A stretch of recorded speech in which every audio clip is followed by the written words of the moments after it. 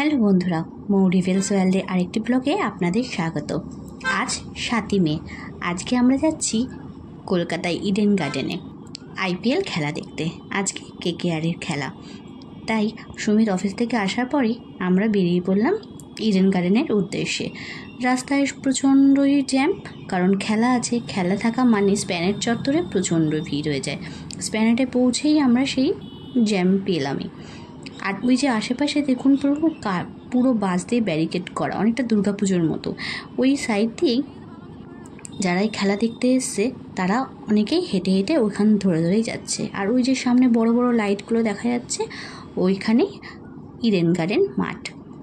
এই যে বড় লাইটগুলো পাশ দিয়ে যে রাস্তাটা যাচ্ছে, এই রাস্তার সামনেই দিয়ে সোজা একটা রাস্তা দিয়ে বেরিয়ে গেলেই আগে আমাদের বাইক রাখা যেত। কিন্তু এই বছর প্রচণ্ড পরিস্থিতি খারাপ বলে আর এত চেকিং হচ্ছে, যার জন্য পুলিশ দাঁড়াতেই দিচ্ছে না।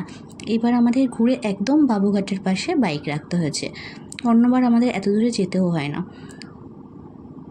যথারীতি আমরা পৌঁছে গেছি। আমাদের গেট নম্বর ছিল 14। ওর সামনে দাঁড়িয়ে ওয়েট করলাম। সুমিত চলে এসেছিলো, আমাদের নামিয়ে দিয়েছিল সামনেই, তাই আমাদের বেশি হাঁটতে হয়নি। গেটের সামনে ঢুকেই সুমিত টিকিট নিল। খুব ভালো করে চেকিং হলো, পাস চেকিং হলো। আর এই যে স্টেডিয়ামের ভেতরে ঢুকে গেছি আমরা। এখন বাজে 8টা, খেলা শুরু হয়ে গেছে। আর প্রচণ্ড মারছে, কেকেআরের ব্যাট করছে, তাই তড়িঘড়ি করে আমরা পৌঁছে গেলাম আমাদের কে ব্লকে সিট পড়েছিল সেখানে। আর মাঠে উঠেই চারদিকটা দেখে মনটা ভরে গেল।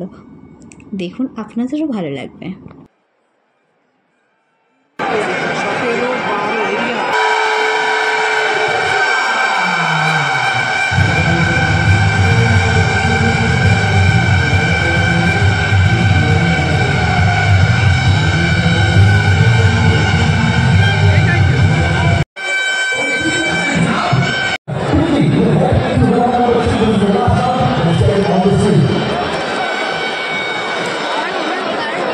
All right, here we go. Get ready. Move the last one. The ball has gone under and the shuffling has begun. The shuffling is round. Get ready to raise the hands. 8 minutes now. আমার ছেলে review এখন cricket খেলতে শিখে গেছে, তাই ওর পরিচিত খেলাটি মাঠে হচ্ছে দেখে ও ভীষণ এক্সাইটেড। তারপরেও এত লোক একসাথে দেখে আমার ছেলে আরও বেশি এক্সাইটেড হয়ে গেছে। লাফালাফি করবে, ফ্ল্যাগ নিয়ে নাচানাচি করবে, কি করবে বুঝতে পারছে না। তারপরে যখনই স্টেডিয়ামে গান বাজছে, ওই যে চেয়ার লিডার্সরা যারা এখন নাচছে, সাথে আমার ছেলেও চেয়ারের উপর কিছুটা নেচে নিচ্ছে। এই করে ও ভালোই এনজয় করছে। সেগুলো দেখে আমরাও খুব এনজয় করছি। খেলা ওইদিকে হতে হতে যখন ব্রেক টাইম হয়েছে, তখন সবাই উঠছে, চারপাশে যাচ্ছে। আমিও সেই মুহূর্তে সুন্দর এই দৃশ্যটাকে ক্যামেরা বন্দি করে নিলাম। ইডেনে গার্ড আগেও আমি খেলা দেখতে এসেছি, কিন্তু কালকে এক্সট্রিম ভিড় ছিল স্টেডিয়ামে। পুরো স্টেডিয়াম ছিল প্যাকড আপ। কালকে খেলাটাও ছিল ভাইটাল, কেকেআরের সাথে চেন্নাই সুপার কিং, তাই জন্য একটুও জায়গা ছিল না। স্টেডিয়ামে এসে খেলা দেখার মজা অনেকটাই বেশি হয়ে যায় যখন কমেন্ট্রিগুলো আমরা খুব এনজয় করি, যেগুলো আমরা ঘরে বসে কখনোই টিভিতে দেখে খেলা দেখে এনজয় করতে পারি না। এই যে এখন স্টেডিয়ামের সব লাইট অফ করতে বলা হয়েছিল, আর প্রত্যেকের হাতের মোবাইলের টর্চটাকে জ্বালিয়ে দিতে বলা হয়েছিল। আর দেখুন কি অসাধারণ লাগছে দৃশ্যটা, দুর্দান্ত লাগছিল দেখতে। এই জন্যেই মাঠে এসে খেলা দেখার মজাটা অনেকাংশই বেড়ে যায়। খেলা আবার শুরু হয়ে গেছে। হঠাৎ করে সেই মুহূর্তেই চলে এলো প্রচণ্ড পরিমাণ ঝড়।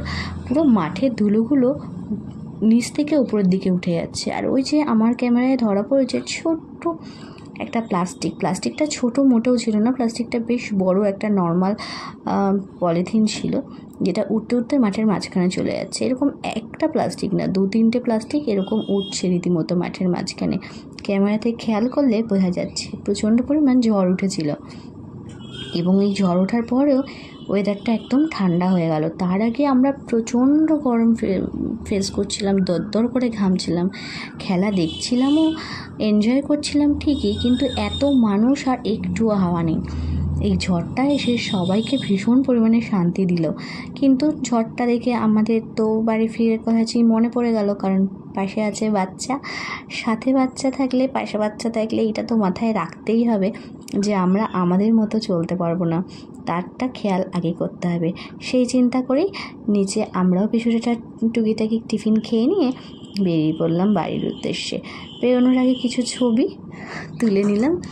আর আজকের ভিডিওটা এখানেই শেষ করলাম।